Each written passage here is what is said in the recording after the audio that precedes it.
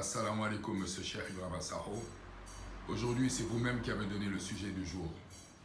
Voici la question qui est répartie en 3 points. Quelles sont les différences entre les chiites et les sunnites? Que signifie être chiite? 3e point, quels sont les types de chiites? Merci. Wa alaykoum salam wa rahmatullah. A'udhu billahi minash shaitanir rajim. Bismillahir rahmanir rahim. Je commence par le nom de Dieu, le miséricordieux par essence et par excellence, et que la paix et les salutations divines soient sur notre bien-aimé le prophète Muhammad et sa sainte famille purifiée. La première question, quelles sont les différences entre chiites et sunnites, est une question qui est à la fois simple et complexe, puisque c'est une question qui souvent est posée par les musulmans, par les croyants ou par les non-musulmans. Et à chaque fois, on pose cette question en s'imaginant qu'il y a une réponse unique à la question ou une réponse ponctuelle à cette question. Étant donné qu'on peut considérer ces différences-là à plusieurs niveaux, que ce soit au niveau extérieur, c'est-à-dire dans les pratiques, dans les façons de faire certaines choses, ou au niveau doctrinal, c'est-à-dire au niveau des concepts religieux tels que la question de l'imamat, la question de la justice divine, la prédestination, etc. Je voudrais répondre à cette question en partant de l'origine principielle de ces deux dénominations de l'islam, pour dire ceci. En réalité, l'islam chiite et l'islam sunnite sont deux conceptions de l'islam, deux approches ou deux visions de l'islam qui ont pris naissance dans la personnalité même de notre prophète, dans le sens où, lorsque le prophète Mohammed, paix et salut sur lui et sur sa famille, a prêché l'islam, ceux qui ont cru en lui, je dis bien qui ont cru sincèrement au prophète, ils ont cru en lui selon deux modalités, qui sont des modalités qui viennent de la nature humaine elle-même, puisque l'être humain, comme le dit le Saint-Coran, a été créé de différents. Tout le monde n'est pas la même chose, donc il y a deux conceptions du prophète qui se sont tout de suite réalisées dans la Oumma islamique, lorsque le prophète a prêché l'islam. Et ce sont ces deux approches, ces deux conceptions, ces deux visions qui ont donné naissance par la suite à ce qui devient l'islam chiite ou l'islam sunnite. Il est vrai que le terme Shia, qui veut dire chiite, a été prononcé par le prophète lui-même en parlant de Shi'atu Ali. Donc à l'époque du prophète, le terme Shia était suivi du nom de Ali ibn Abi Talib, qui est le cousin et le gendre du prophète. Donc on parlait de Shi'atu Ali. Et après, par la suite, avec le temps, le terme Shia est resté pour les Shi'atu Ali seulement. Mais dans la mentalité des contemporains du prophète et dans leur langage, ou quand le prophète disait Shi'atu Ali, il y avait chez eux une compréhension bien définie du terme Shi'atu Ali.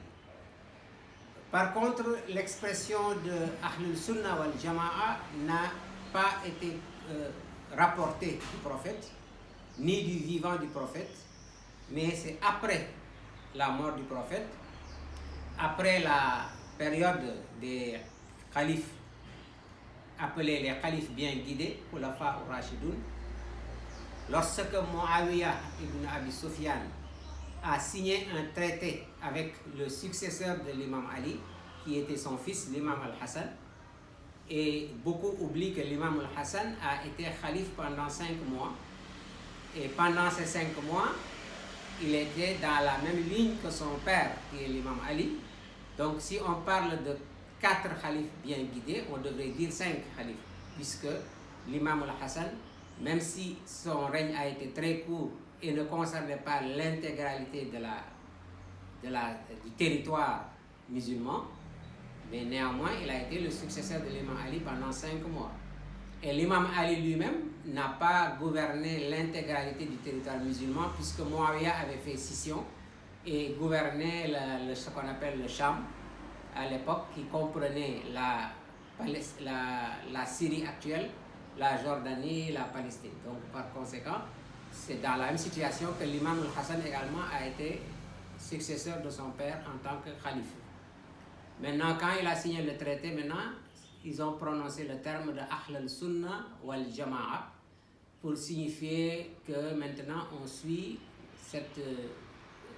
on a réunifié le pouvoir central en la personne de Muawiyah ibn Abi Sufyan, qui est le premier calife de la dynastie des Omeyyades, puisque Ousmane lui-même, qui était parmi les Omeyyades par sa tribu, est inclus dans les califes bien guidés. Donc avec l'arrivée de Muawiyah, on a eu maintenant l'arrivée de la dynastie familiale héréditaire de père en fils, et la fin de la consultation pour le choix d'un calife. Voilà donc la différence. Maintenant, le prophète lui-même, quand il a voulu, avant sa mort, proclamer sa succession en la personne de l'imam Ali, et ça c'est le point de vue des chiites, et qui est corroboré également dans les textes reconnus authentiques par les savants sunnites, le prophète a appelé tous ceux qui l'ont accompagné lors de son pèlerinage à la Mecque, qui est son premier et dernier pèlerinage, où en même temps le prophète a annoncé sa mort prochaine et a donné des directives à la communauté en général. C'est pourquoi ce pèlerinage est appelé le pèlerinage d'adieu.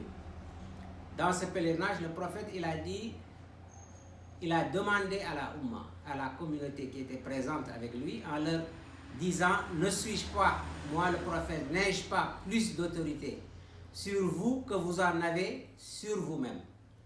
Il y a un verset du Coran qui nous répond sur cette question, puisque Dieu il dit que le prophète a plus d'autorité sur les croyants qu'ils en ont sur eux-mêmes. Ils ont donc acquiescé par l'affirmative, et c'est à ce moment-là que le prophète, qui avait pris d'abord précaution d'amener l'imam Ali à côté de lui, et il a pris la main de l'imam Ali, il l'a levé très haut sur l'estrade, donc qui avait été élevée pour lui, pour leur dire: celui dont je suis le maître, Ali ibn Abi Talib, est également le maître. Ensuite, il a prié en disant: Dieu soit l'allié de celui qui est son allié, et abandonne celui qui l'abandonne, soutient celui qui le soutient, etc. Par cet acte qu'on appelle la proclamation de Ghadir Khoum, le prophète a interrogé d'abord la Ummah, c'est-à-dire il leur a demandé de répéter leur allégeance à lui, qu'ils ont faite de façon indépendante, de façon réfléchie, de façon libre, lorsqu'ils ont cru en lui et l'ont suivi, puisqu'il n'y a pas de contrainte en religion. Donc il leur a dit: de la manière que vous avez librement choisi de me suivre, de croire en moi et de vous soumettre à mon autorité, et que vous avez accepté que cette autorité s'impose à vous plus que vous en avez sur vous-même. Ils ont accepté cela. Il leur a dit: maintenant je vous demande également, au nom de cette même allégeance faite à moi, de faire la même allégeance à Ali ibn Abi Talib, qui occupe désormais la même position d'autorité sur vous. Et ils ont acquiescé en acceptant de l'appeler par le terme de Amir al-Mu'minin, qui est le prince des croyants. À partir de ce moment, il y a eu deux attitudes. La première, c'est que tous les compagnons ont accepté la position de l'imam Ali, mais l'implication de cette position, ils n'étaient pas tous d'accord sur ce que ça voulait dire, puisque à partir de ce moment également, ils ont il y en a qui considéraient que le choix du dirigeant de la communauté revient toujours à la Oumma, même si l'imam Ali a cette position, comme le prophète a dit, mais le choix de celui qui doit gouverner la communauté est entre les mains des croyants qui doivent décider eux-mêmes. Et que le prophète, lui, son autorité n'implique pas qu'il puisse choisir une autorité à leur place après son départ. Cette attitude-là n'est pas nouvelle au moment où le prophète devait quitter ce monde, puisque si on étudie la biographie du prophète depuis le début, ces deux attitudes étaient très claires et la majorité des compagnons du prophète avaient l'attitude qui consiste à considérer que pour certaines questions relatives à la gestion de la communauté, c'était la wilaya de la Oumma qui prime. Donc par conséquent, quand le prophète donnait des instructions sur certaines choses, ils avaient l'habitude de lui demander est-ce que ça vient de toi ou ça vient de Dieu. Et à chaque fois, le prophète disait que ça vient de Dieu et de son prophète. Donc ces deux attitudes-là existaient déjà. Maintenant, c'est en conséquence de cette attitude qu'une majorité de compagnons du prophète ont fait allégeance au calife Abou Bakr qui a été choisi. N'oublions pas que c'est les Ansar de Médine qui se sont réunis en premier dans l'endroit qui s'appelle le Saqifa Banu Sa'ida pour décider de qui devait être le successeur dans la gouvernance de la communauté, qui devait être le successeur, puisque les Ansar anticipaient sur le fait que les Muhajirs avaient déjà pris la décision de choisir quelqu'un parmi eux. Donc ils ont anticipé sur ça. C'est pourquoi lorsque le débat a fait rage là-bas, en présence non seulement des Ansar et de leur chef, qui est Saad ibn Obada, en présence de Abu Bakr, de Omar et de Abu Ubaïda ibn al-Jarrah, qui étaient les dirigeants du clan des immigrés, des Muhajirs, lorsque le débat a fait rage, les Ansar ont proposé qu'il y ait deux dirigeants, un parmi les Ansar et un parmi les Muhajirs. Et les autres ont rétorqué en disant qu'on ne peut pas avoir deux dirigeants pour une même communauté. Donc ils ont donné leur argument décisif pour prévaloir sur les Ansar, c'était leur proximité avec le prophète. Ils font partie de la même tribu que le prophète. Ils sont venus avec le prophète, immigrés, etc. Donc étant plus proches du prophète, ils ont plus de légitimité à gouverner que les Ansar, qui eux étaient des habitants de Yatrib, donc qui est devenu Médine. Et ils ont prévalu grâce, entre autres, à cet argument décisif. C'est pourquoi lorsque l'imam Ali eut la nouvelle qu'un calife a été choisi, en l'occurrence Abou Bakr, alors il a dit qu'ils ont juré par le fruit et ils ont juré par l'arbre et ils ont spolié les fruits de l'arbre. Ça veut dire ils ont conquis le pouvoir, ils ont gagné l'argument par la proximité du prophète, alors qu'il y avait quelqu'un qui était plus proche que eux encore du prophète, mais qui a été écarté alors qu'il avait la légitimité. Donc toutes ces questions ont donné naissance donc par la suite à l'apparition extérieure et visible de deux courants qui sont le courant sunnite et le courant chiite. Maintenant, durant les premiers siècles de l'islam, qui sont les siècles de formation doctrinale, parce que d'abord, toute religion, quand ça commence par un enseignement à la fois profond et général, et détaillé par le prophète, mais pas encore structuré. C'est-à-dire les connaissances, la doctrine, ça n'est pas encore structurée de façon à pouvoir le transmettre de façon sûre aux générations futures. Et les concepts doivent être structurés, doivent être bien concoctés pour permettre la transmission de génération en génération. C'est la période de formation des écoles de pensée. Durant cette période de formation des écoles de pensée, donc les deux tendances, chiite et sunnite, chacune a développé son point de vue. Et ses points de vue plutôt, puisque dans l'école sunnite, il y avait plusieurs points de vue. Je prends un exemple, la question de la prédestination et du destin. Il y a eu des divergences sur cette question-là. Il y a eu en général trois attitudes. La première, c'est ceux qui considéraient que l'être humain est totalement libre grâce à son libre arbitre et que par conséquent, si Dieu avait prédestiné les actions des êtres humains, ils ne seraient pas libres, donc ils ne seraient pas responsables de leurs actes. Et l'autre tendance qui dit que c'est la prédestination absolue, puisque c'est Dieu qui a créé les actes et les êtres humains et leurs actions. Et que par conséquent, si l'homme avait lui-même le libre arbitre total pour décider de ses actions, à partir de ce moment, la souveraineté même de Dieu serait compromise. Donc il y a deux attitudes opposées, mais chacune extrême dans une extrémité de la question. Maintenant, c'est l'imam Ja'far Sadiq, qui est le 6e imam chiite, qui a apporté la position de Ahlul Bayt, c'est-à-dire de la famille du prophète. Il dit qu'il n'y a ni prédestination absolue, ni libre arbitre absolu, mais il s'agit du juste milieu entre les deux. C'est-à-dire l'être humain est certes responsable de ses actes, mais l'être humain ne crée rien, c'est Dieu qui a créé les actions. Or, Dieu peut créer des choses puisqu'il sait tout ce qui doit se produire et tout ce qui doit être fait à l'avance. Donc Dieu peut créer toutes choses et sa création est unique. En un clin d'œil, Dieu a tout créé, mais l'homme acquiert ses actions puisque c'est lui qui les fait, c'est lui qui les choisit. Donc il n'y a pas de prédestination absolue. Mais par contre, il n'y a pas de libre arbitre absolu aussi, parce que l'homme n'a pas la capacité de créer ces actions-là. C'est Dieu qui les crée pour lui, mais c'est lui qui les choisit. Donc par conséquent, c'est le juste milieu. Voilà par exemple une question qui a eu fait débat. Dans l'islam sunnite, il y a eu deux tendances, ce que je viens de citer. Et chez les chiites, il y a eu cette tendance, celle de l'imam Ja'far Sadiq.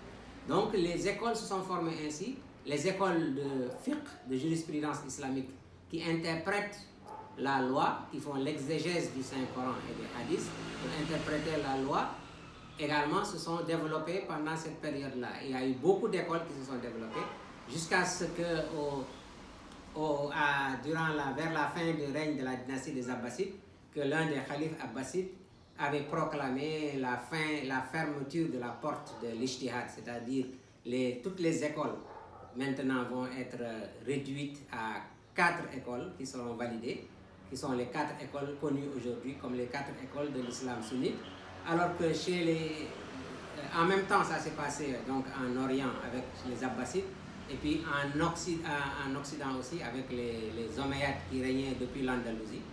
Il y a eu la fermeture donc, de la porte de l'Ijtihad dans l'islam sunnite. Alors que chez les chiites, la porte de l'Ijtihad n'a jamais été fermée. Il a continué toujours à y avoir des fondateurs, des chercheurs qui font l'exégèse de la loi et qui donnent leur point de vue indépendant sur les questions de la jurisprudence islamique jusqu'à aujourd'hui. Donc on peut dire qu'aujourd'hui, si tu vas dans les communautés chiites, il y a toujours des imams Malik, des imams Abu Hanifa et des imams Ahmad ibn Hanbal qui continuent à enseigner. Et chacun en se basant sur les textes et les enseignements de la famille du prophète. Alors que chez les sunnites, on n'a que les 4 écoles. Donc ceux qui pratiquent la religion les pratiquent selon les rites qui ont été développés dans chacune de ces 4 écoles. Donc c'est durant cette période de formation donc, de la pensée religieuse et des écoles que est apparu de façon plus distincte entre les chiites et les sunnites. C'est devenu beaucoup plus distinct. Alors que ça existait bien au début, donc, comme je l'ai dit tout à l'heure, par ces deux attitudes-là. Le fait que l'imam Ali n'ait pas été reconnu par la majorité comme étant le successeur immédiat du prophète est dû justement à cette conception qu'ils avaient par rapport à ces questions-là, comme je l'ai expliqué tout à l'heure. Alors que l'autre minorité que le prophète appelait Shia, eux, ils considéraient que l'autorité du prophète s'étend à toutes choses et que donc une soumission totale au choix que le prophète fait sur cette question-là est inévitable. Par conséquent, ils sont tout de suite soumis à cette injonction du prophète à Ghadrukum. Donc, dans le Saint-Coran, Dieu nous parle de ces deux attitudes. Il y a le verset où Dieu dit que si on leur avait ordonné de vous tuer vous-même pour sortir de vos demeures, ils ne le feraient pas, sauf un petit nombre d'entre eux. Et ce petit nombre d'entre eux, d'après notre recherche, donc, ce sont ceux que le prophète appelait les Shi'atu Ali. Parce que l'imam Ali était connu comme étant de cette catégorie-là, quelqu'un qui était totalement soumis au prophète à tout point de vue. Comme il l'a dit lui-même dans le Nahj al-Balagha, que les amis et les compagnons du prophète savent très bien que je n'ai jamais désobéi au prophète, passe un seul instant. Voilà, fin de citation. Ceux qui peuvent regarder dans la voie de l'éloquence, le Nahj al-Balagha, verront cette affirmation de l'imam Ali. Donc, si on parle ici de différence, donc principalement, c'est ça la différence. Et après, l'arrivée des écoles juridiques, etc., ont créé d'autres distinctions qui est due à la formation des écoles de pensée. De la même manière que dans l'islam sunnite lui-même, il y a des différences d'interprétation. De la même manière que dans l'islam chiite également, à l'intérieur de l'islam chiite aussi, il y a des différences d'interprétation. Donc, mais la différence, les épiphénomènes différentiels ne sont pas ici l'objet de ma discussion. Je voulais remonter au principe pour donner maintenant l'origine de tout ça. Maintenant, pour en venir à la deuxième question, c'était... Bon, la deuxième question, c'est, comme je vous l'ai dit tout à l'heure, c'est que signifie être chiite? Voilà, être chiite, qu'est-ce que ça signifie? Il y a la signification qui a été donnée par les imams eux-mêmes de Ahlul Bayt, en commençant par le prophète et par l'imam Ali. Au début de l'islam, quand le prophète parlait de Shi'at Ali, là il parlait de l'élite de la communauté. Il ne s'agit pas ici de Shia seulement dans le sens de celui qui le dit et qui a une attitude extérieure qui est partisan de l'imam Ali, mais il parlait aussi de la dimension ésotérique d'être des Shia de l'imam Ali. C'est pourquoi les personnes qui sont désignées comme les premiers Shia de Ali, c'est des personnes de très haut rang spirituel. Sur le plan, c'était les gnostiques de la communauté. Des gens comme Salman al-Farisi ou Abu Zar al-Ghifari ou Al-Miqdad ibn al-Aswad ou bien Ammar ou Yasir, des gens comme Khudayfa al-Yamani, c'est-à-dire les gardiens des secrets ésotériques du prophète. Ce sont ceux-là qui sont connus comme étant les Shia de l'imam Ali. Et ce n'est pas par hasard si les chaînes initiatiques des différentes voies spirituelles de l'islam qu'on appelle les turuq ou les tariqa, la tariqa, passent par ces personnages-là. Donc ce sont eux qu'on appelait les Shia. Donc si on appelle Shia dans ce sens, parce que les imams ont utilisé le terme Shia dans ce sens. Parfois ils parlent de Shia comme étant la communauté en général. Parfois ils parlent de Shia comme étant cette élite. Donc le mot est utilisé de deux sens différents. Ce qui donne bien sûr une indication sur les types de chiites qui existent. Et ça constitue donc la troisième question. Quels sont les types de chiites qui existent? Bon, je peux le décrire en deux façons. La première, c'est qu'il y a les chiites exotériques et les chiites ésotériques.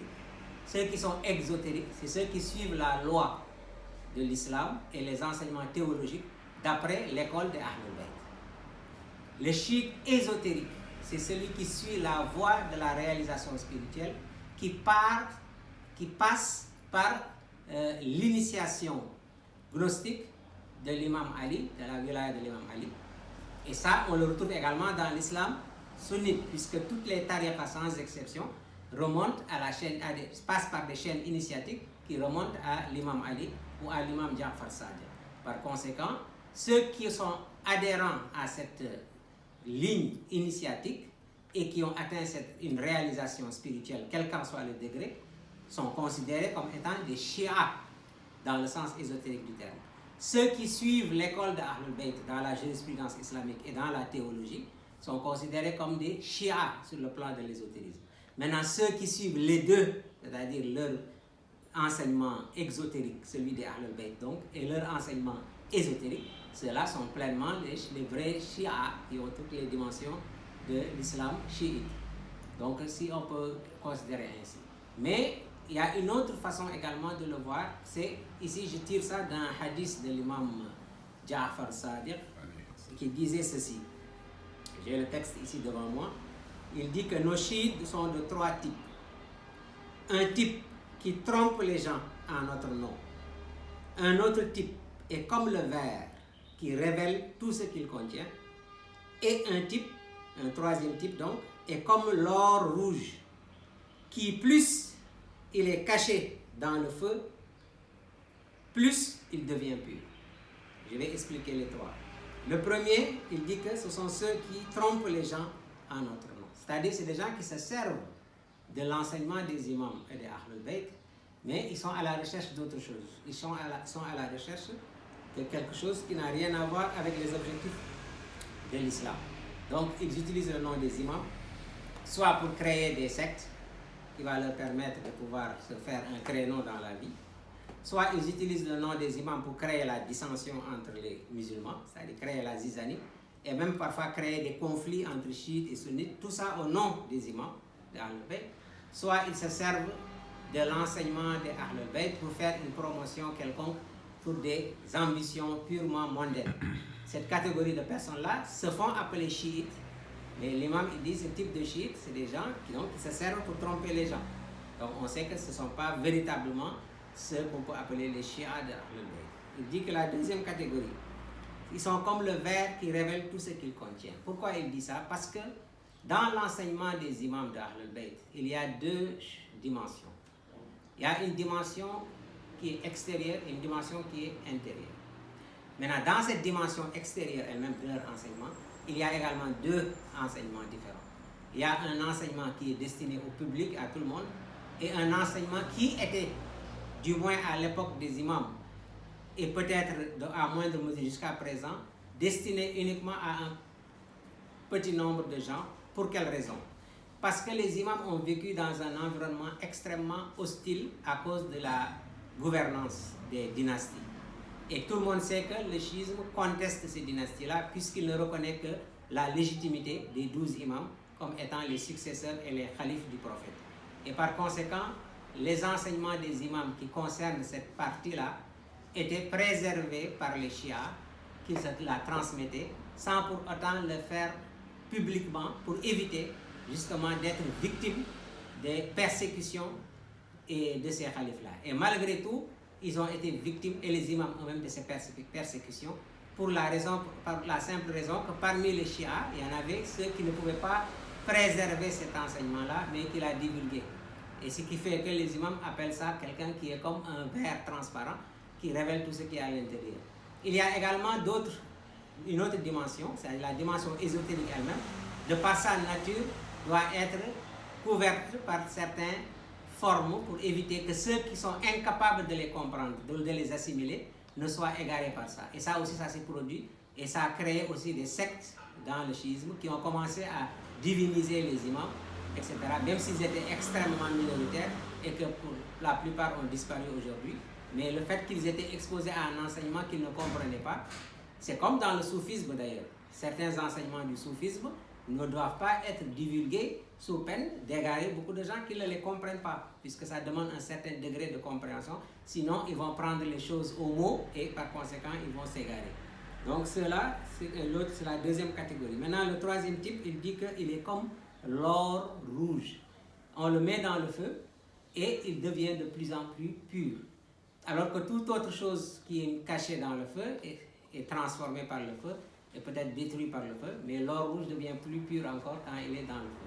Ça, ce sont les vrais chiites, c'est-à-dire ceux qui sont les détenteurs des secrets ésotériques de l'enseignement des imams, mais qui sont également ceux qui préservent la Ummah, la communauté musulmane, dans son unité, en ne révélant pas tout ce qui n'est pas en ne révélant pas à tout le monde ce dont ils sont incapables de comprendre, ou bien en mettant en sourdine certaines choses qui pourraient heurter la sensibilité des croyants, la sensibilité des musulmans, puisque l'unité de la Ummah islamique est plus importante que de se prévaloir d'une certaine légitimité de façon à créer la zizanie, comme on le voit chez certains soi-disant savants chiites qui se permettent même à travers des hadiths qui sont complètement forgés et fabriqués, qui s'attaquent à certaines épouses du prophète ou à parler de certains compagnons de façon à heurter leurs frères sunnites,